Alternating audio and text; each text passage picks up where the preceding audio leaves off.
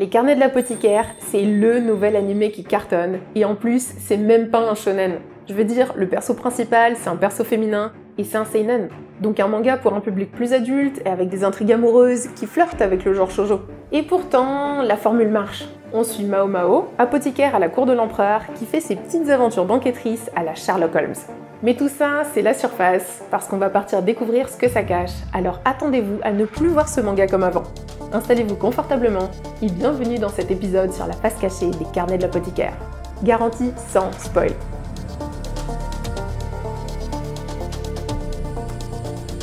La première chose qu'il faut comprendre quand on parle de ce manga, c'est qu'à la base, les Carnets de l'apothicaire, c'est un roman.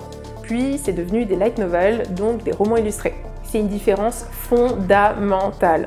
Parce que même si c'est prépublié sous forme de chapitres avant d'être relié comme un manga, les light novels sont forcément beaucoup plus denses en termes de narration. Et le découpage est forcément beaucoup moins action qu'un One Punch Man par exemple.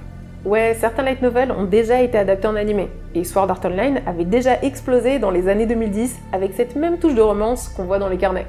Par contre, pour un light novel, il y a une étape supplémentaire d'adaptation, parce qu'on passe d'un light novel à un manga, à un animé. Et là, c'est encore pire même pour les Carnets de l'apothicaire, parce qu'on a une quatrième étape supplémentaire. Parce qu'à la base, avant light novel, il y a un roman. Donc roman, light novel, manga, animé. C'est évident que passer d'un manga à un animé, c'est chaud. Évidemment, ça amène beaucoup de positifs, avec la couleur, les seiyuu, les OST et tout. Mais c'est possible aussi d'altérer quand même une bonne part de l'œuvre de base. Par exemple, parfois, ça peut être de la censure de certaines scènes violentes. Ah, il m'a niqué le pied, il m'a niqué le pied. Ou parfois même un effet grossissant du fanservice qui est déjà présent dans le manga de base. Coucou la vidéo sur le fanservice dans One Piece. Pour les Carnets de l'apothicaire, oui, du coup, il y a un peu de fanservice dans l'animé. Mais il s'est passé quelque chose d'assez étrange. En 2011, Natsu Yuga, l'autrice, publie son roman, et là, le succès, il arrive assez rapidement. La publication en librairie, puis la recherche d'un illustrateur pour le light novel, et là, encore un second succès. Et là, il y a deux maisons d'édition qui se proposent pour l'adaptation des carnets en manga. Shogakukan et Square Enix. Ouais, Square Enix fait aussi des mangas au Japon. Ces deux maisons d'édition ont un magazine seinen qui est concurrent, et là, il s'est passé un truc assez unique, c'est que toutes les deux ont publié leur propre version des Carnets de l'apothicaire. Avec chacune un dessinateur différent, donc concrètement, il existe deux versions des Carnets de l'apothicaire. En plus, les deux mangas ont été lancés exactement la même année, à quelques mois près. Et personnellement, je vous donne tout de suite mon avis, j'ai préféré la version de Shogakukan. Bon, ça se joue à quelques détails près, si vous avez l'occasion de voir les deux. Ce qui m'a vraiment convaincu avec cette seconde édition, c'est que c'est Natsu Yuga, l'autrice des romans originaux, qui est solo au scénario. Du coup, elle a pu aiguiller au mieux le dessinateur pour certaines situations, ou tout simplement pour la narration. Il y a certaines personnes qui sont troublées parce que les Carnets de l'apothicaire, ça se passe en Chine, alors que l'autrice des romans, elle est japonaise, et que le manga et l'animé sont produits au Japon. Alors moi, ça me fait beaucoup penser au manga Kingdom par exemple, qui marche énormément au Japon, et qui est 100% japonais de la tête aux pieds pour la production. Et ça se passe pourtant exclusivement en Chine, et jamais au Japon. Oui, les Carnets de l'apothicaire se passent bien en Chine, donc dans une cour impériale. Mais pour ce qui est de l'époque à laquelle l'histoire se déroule, et même le lieu exact où l'histoire se déroule, le mystère plane. Parce que l'autrice nous a bien enfumé. À aucun moment, elle mentionne où et quand ça se passe. Assez peu de technologies, d'objets ou d'inventions marquantes nous sont montrés qui pourraient nous permettre de se faire vraiment une idée sur la période. Mais il y a quand même du croustillant à dire. Déjà, qu'est-ce qui nous fait nous dire que ça se passe en Chine ? Il y a bien sûr l'architecture, le style de vêtements et des coiffures qui sont portées et par les hommes et par les femmes. Et les décorations traditionnelles qui ornent la ville, qui sont des précieux indices. Le palais, oméga stylé, dans lequel se passe l'histoire, quand on le voit dans les panoramas, on se rend compte qu'il est inspiré de la cité interdite. C'est un immense palais impérial de 72 hectares et qui a été construit au XVe siècle, à Pékin. Ce gigantesque palais était pensé exactement comme celui des carnets, c'est-à-dire un palais de la taille d'une ville en fait, dans Pékin, qui était fait pour l'empereur, pour sa famille et son entourage, dont il sortait jamais, ou quasiment jamais. Et il y avait quand même des cuisiniers, des serviteurs, et évidemment les concubines. Et en plus c'est un palais qui est fermé au public, d'où son nom, la cité interdite.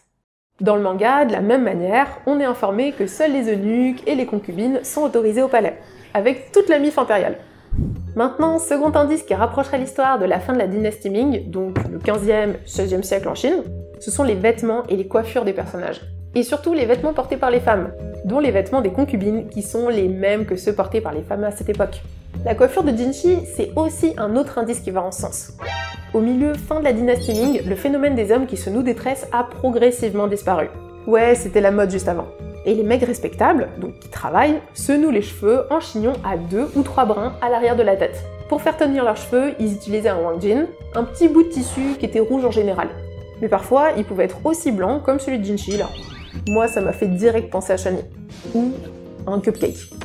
Dans tous les cas, oui, c'est normal que Jinshi ait les cheveux longs, et oui, c'est cohérent historiquement. En fait, en Chine, on estimait qu'une fois arrivé à l'âge adulte, donc aux alentours de 15 ans, par respect pour ton corps, par respect pour tes aînés, tes ancêtres, tes parents qui ont fait de toi ce que tu es, les hommes et les femmes arrêtaient de couper leurs cheveux, leurs poils, bref, tout, ils devaient respecter tout leur corps, leur peau, tout ça. Ça fait 800 ans que ça dure, cette guerre du shampoing. Oui, c'est ton devoir de protéger tes poils et d'en prendre soin. Bon, petit aparté sur les fèves de cacao que Mao Mao utilise pour préparer des... Enfin voilà, à un moment, elle prépare des trucs avec des fèves de cacao. Peu importe l'utilisation du cacao, mais le fait qu'il y en ait en Chine, ça nous place dans un contexte historique bien spécifique. Parce que les graines de cacao, elles ont été importées dans le monde entier seulement à partir du XVIe siècle. Donc ça tient toujours pour la fin de la dynastie Ming. Alors verdict, même si c'est pas un manga historique, on arrive à savoir à peu près que les carnets de l'apothicaire, ça se passe au XVIe siècle. Yes. On a vu beaucoup de références pointues sur l'histoire de la Chine qui montrent que Natsu Yuga connaît vraiment bien son sujet. Mais pourquoi elle est autant passionnée par la Chine? Eh ben je vais tout vous dire. C'est une information qui est pas vraiment connue, mais qui explique la motivation que Natsu Yuga a eue pour écrire les carnets de l'apothicaire. L'autrice est oméga influencée par sa fascination pour Wu Zetian. C'est qui Wu Zetian? C'est la seule impératrice à avoir régné sur la Chine. C'était d'octobre 690 à février 705, bien avant les inspirations stylistiques qui ont servi à créer ce visuel qui est propre au manga.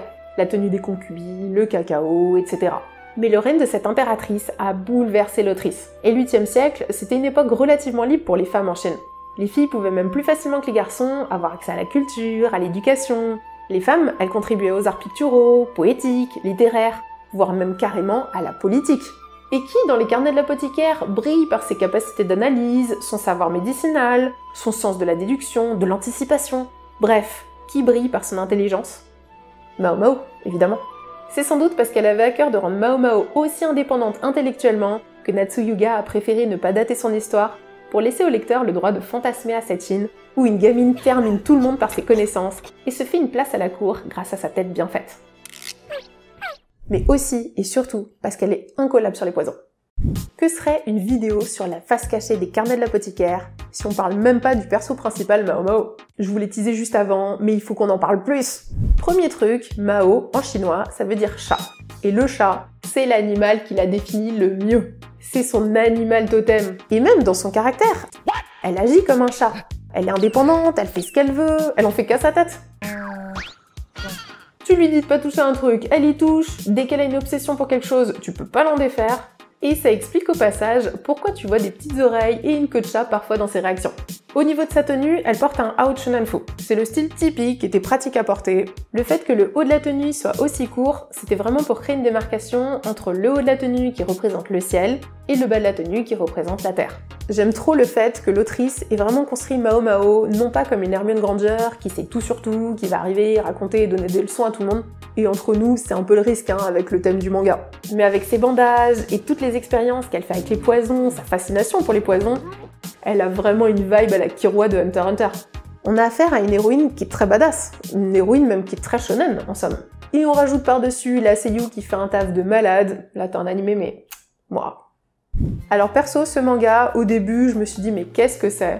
Et au final, je trouve ça giga original d'avoir réussi à créer un tel manga qui se passe dans une cour, avec des intrigues, avec aussi des enjeux d'étiquette, des rivalités de pouvoir. J'aime aussi le fait que les mangas d'enquête reviennent un peu au goût du jour grâce au carnet de l'apothicaire, un peu comme à la glorieuse époque de Détective Conan. Au passage, le truc qui me rebutait un petit peu et sur lequel je me posais un peu de questions avant de le connaître, c'était la relation entre Jinshi et Mao Mao.